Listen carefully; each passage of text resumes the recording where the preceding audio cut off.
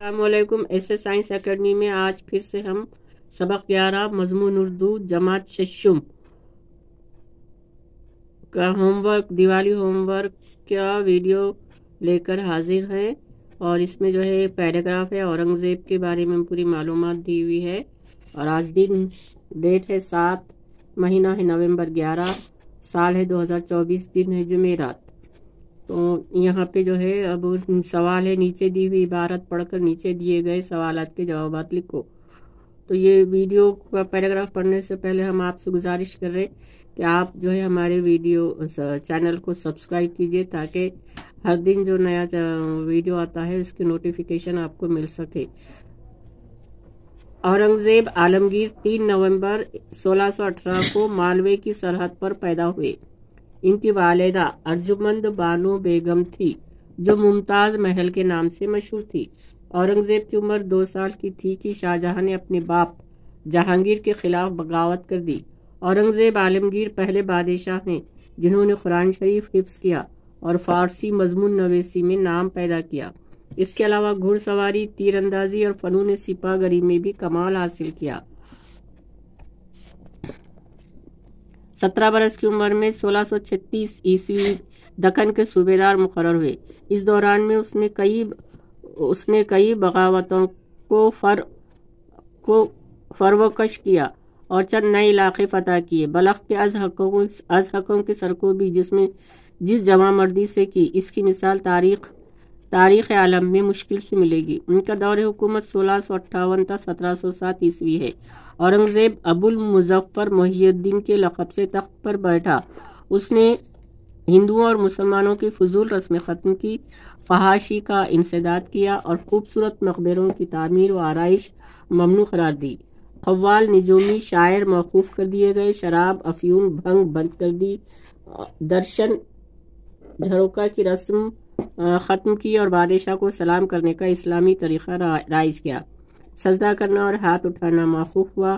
سکوں پر کلمہ لکھنے کا دستور بھی ختم ہوا۔ کھانے کی جنسوں پر ہر قسم کے محصول ہٹا دیے۔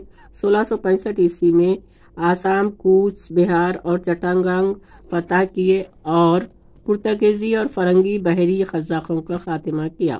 عالمگیر احمد نگر میں بیمار ہوا اور 3 مارچ 1707 عیسوی کو 90 برس کی عمر میں فوت ہوا۔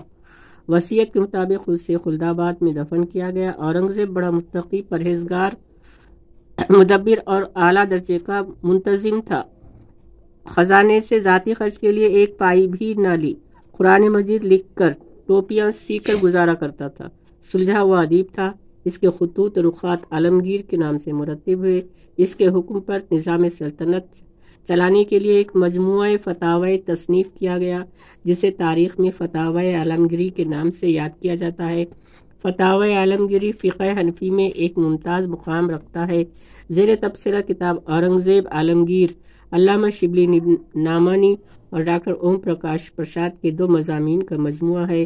علامہ شبلی نعمانی نے اپنے مضمون میں مضبوط دلائل کے ذریعے اورنگزیب کی شخصیت پر لگائے جانے والے الزامات کا جواب دینے کی کوشش کی ہے، اور ڈاکٹر اوم پرکاش ہے اورنگزیب کو ان کی مسلم شناخت سے ہٹ کر ایک ایسے حکمران روپ میں دکھایا ہے جو ہندو مسلم سب کا شہنشاہ تھا، جس نے اپنی رعایا کی بہتری کے لیے حتی المقدور کوشش کی۔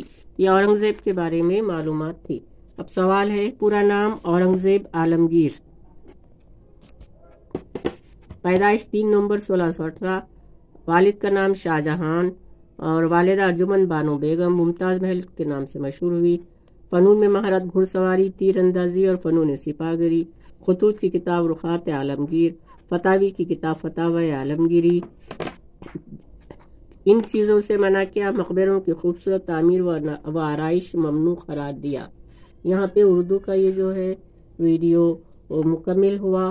السلام علیکم، اور جو ہے آپ نے ابھی تک ہمارے چینل کو سبسکرائب نہیں کیا تو ضرور سبسکرائب کیجئے تاکہ آنے والے ویڈیو کی آپ کو نوٹیفیکیشن مل سکے۔ اللہ حافظ۔